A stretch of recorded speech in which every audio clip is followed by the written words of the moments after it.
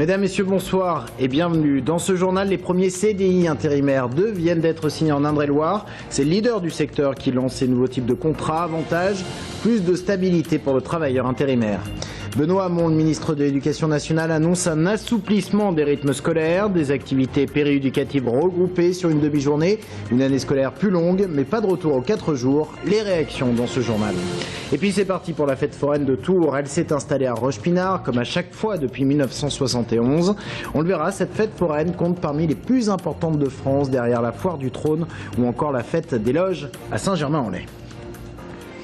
Mais on ouvre ce journal avec les chiffres du chômage pour le mois de mars. Et le marché de l'emploi continue de se dégrader en région centre. Plus 1,7% en Touraine, plus 1,2% en Loir-et-Cher. Toutes les catégories de chômeurs se concernaient, même les jeunes, qui avaient pourtant bénéficié d'une embellie les 2 derniers mois. La tendance nationale, en revanche, montre une stagnation du nombre de chômeurs. Et c'est dans ce contexte qu'ont été signés aujourd'hui 2 nouveaux contrats en Indre-et-Loire. Des contrats de CDI intérimaires. Le leader du secteur avait annoncé la création de ce type de contrat. Voilà donc la déclinaison locale. L'employé reste utilisé comme un intérimaire, mais il est désormais salarié direct de l'agence. L'avantage, il est bien sûr du côté de la stabilité professionnelle. Anaïs Michaud. Et bienvenue chez nous. Merci. Ludovic Rémy peut avoir le sourire. Il vient de signer un CDI chez Adecco. Il ne travaillera pas à l'agence comme les autres salariés, mais pour elle, puisqu'il s'agit d'un CDI intérimaire. Il continuera donc à avoir des missions dans différentes entreprises, mais il est à présent assuré d'avoir un salaire entre 2 périodes de travail. Une stabilité rassurante pour lui qui a toujours été en intérim. Un nouveau statut qui va lui faciliter la vie. Ouais, c'est pour trouver un logement, pour des demandes de prêt, pour plein de choses comme ça, les choses courantes de la vie, quoi. Francis Jahan, lui, a déjà été en CDI. Reconnu travailleur handicapé, il fait de l'intérim depuis qu'il est arrivé dans la région, il y a 4 mois. Et pour lui aussi, ce CDI intérimaire est une véritable aubaine. D'autant qu'entre 2 missions, il aura la possibilité, tout en étant payé, d'effectuer des formations. Et il a déjà un plan de carrière. Où est-ce que j'étais avant? J'étais chef d'équipe. Enfin, j'ai fini chef d'équipe. Et donc, si je pouvais retrouver une formation pour devenir chef d'équipe ou même plus haut, il n'y a aucun problème, je suis abattant. Pour Adecco, leader du travail intérimaire en France, ces nouveaux contrats sont une petite révolution. Ça nous a permis de changer l'image du travail temporaire. Nous sommes des agences d'emploi, effectivement, qui mettons à disposition dans les sociétés des intérimaires sur des plus ou moins courtes durées. Et l'objectif, effectivement, c'était de pouvoir fidéliser nos intérimaires ad vitam aeternam en leur proposant un CDI intérimaire. Si le CDI intérimaire est un engagement contractuel entre le salarié et Adecco, il inclut également une entreprise sous forme d'engagement moral. Pour ces 2 contrats, Adecco a choisi Sateba, une entreprise richelaise avec qui l'agence travaille depuis 20 ans et qui n'y voyait que des avantages. Ça va donc changer d'avoir des salariés qui vont être plus investis probablement dans leur travail et plus décontractés aussi dans leur travail, avec moins les contraintes du stress de la vie, d'être intérimaire et de ne pas savoir ce qu'ils vont faire comme travail le lendemain. Les 2 nouveaux CDIsés qui avaient déjà fait des missions d'intérim à Sateba travailleront donc pour l'entreprise durant les 6 prochains mois. En bref, le tram de Tours, une nouvelle fois caillassé, a joué les tours hier en toute fin de journée. Les faits se sont déroulés à la station du Pau-Volant. Une vitre a été brisée. Les voyageurs ont dû attendre le tram suivant. La rame est rentrée directement au dépôt. À Blois, les pensionnaires de l'EHPAD de la Roselière 1 et leurs familles inquiets. Ils n'ont plus le droit de prendre de douche et pour cause, la présence de légionelle a été détectée dans le circuit d'eau chaude. Selon des informations de la Nouvelle République du Loir-et-Cher, la contamination pourrait venir de douches sous-utilisées. Toujours est-il que les familles dénoncent un manque d'informations de la part de l'hôpital de Blois qui abrite cette EHPAD. Cette situation pourrait durer encore 8 à 10 jours. Les rythmes scolaires à nouveau au cœur de l'actualité. Benoît Hamon, le nouveau ministre de l'Éducation nationale, annonce un nouveau texte. La réforme serait ainsi assouplie pour mieux correspondre aux réalités locales. Mais pas question de revenir aux 4 jours. Le contenu de ce nouveau texte et les réactions, Audrey Champigny. 4 jours et demi, des cours le mercredi matin et des activités périscolaires concentrées sur une seule demi-journée.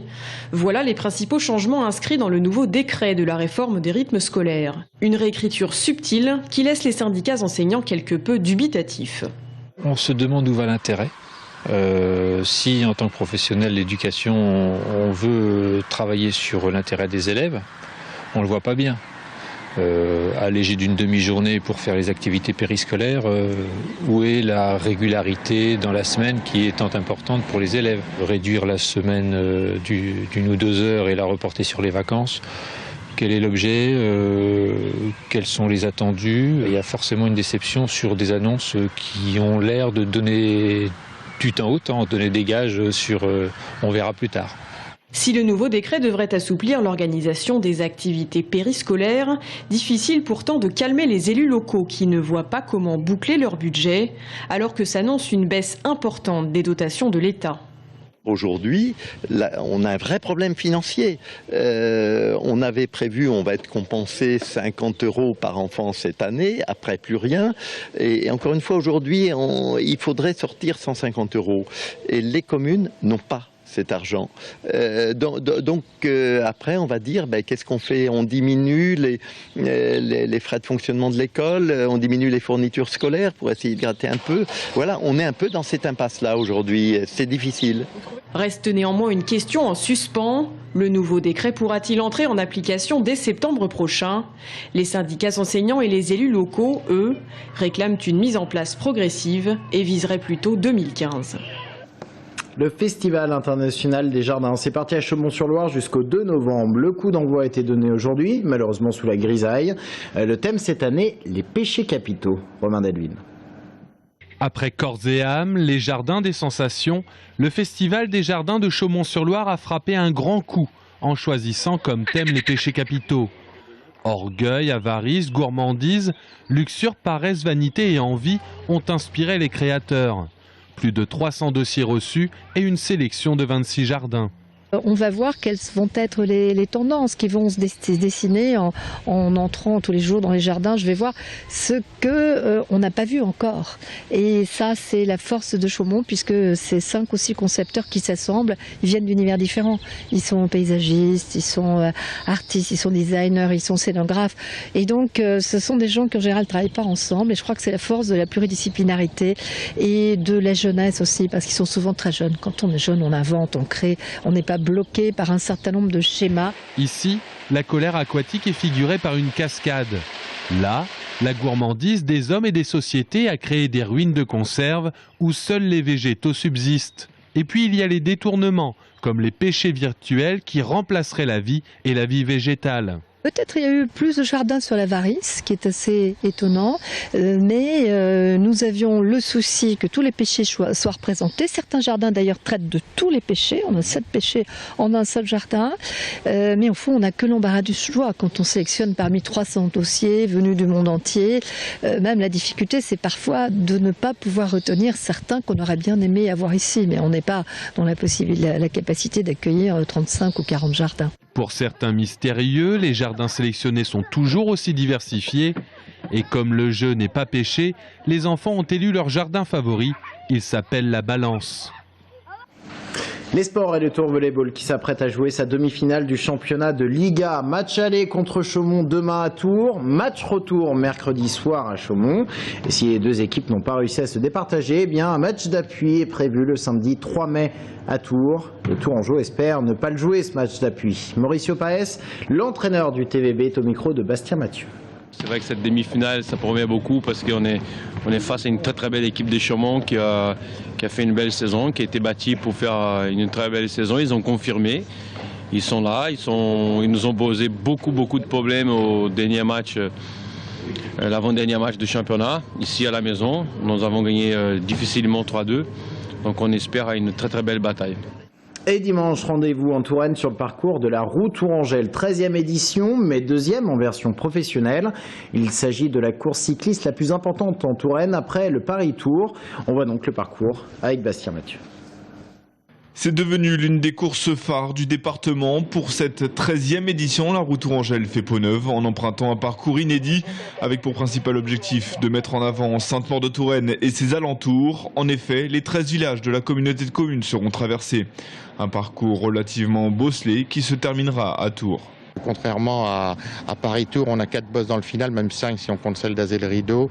Et puis surtout, il y a une petite route assez sinueuse entre Villandry et Savonnières. À moins de 48 heures du départ, les préparatifs ont déjà commencé, avec Sainte-Maure de Touraine comme point de départ. Donc 197 km pour allier le boulevard Jean Royer de Tours. Parmi les nouveautés, quelques bosses comme la côte de la Fontaine à Marcy-sur-Vienne. Un parcours qui pourrait avantager une échappée.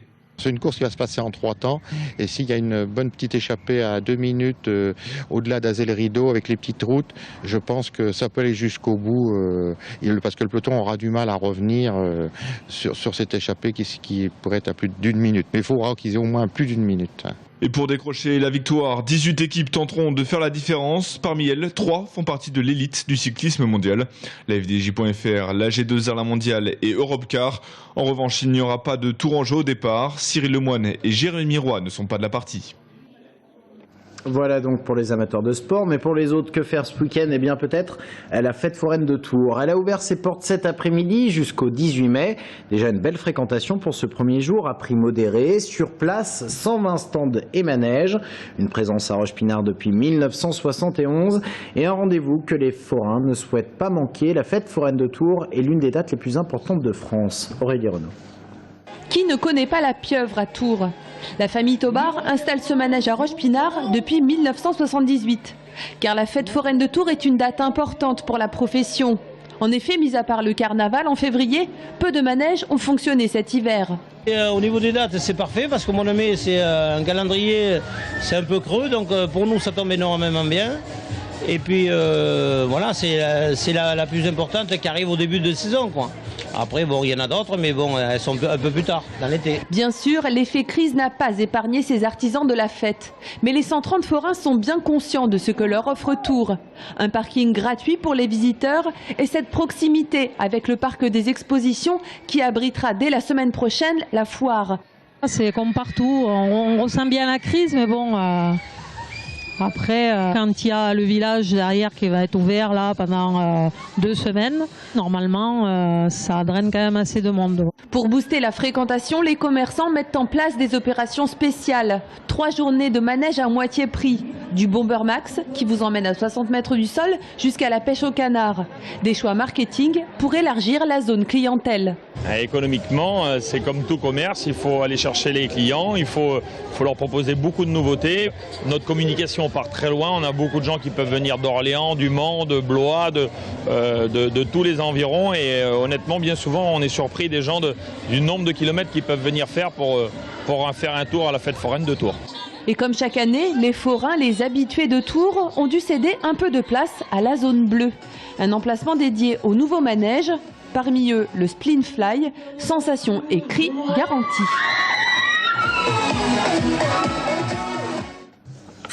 Eh bien, voilà pour votre programme du week-end. Restez avec nous dans un instant, notre invité est Sabine Tillet, tête de liste, nous citoyens pour les prochaines européennes. C'est dans un instant.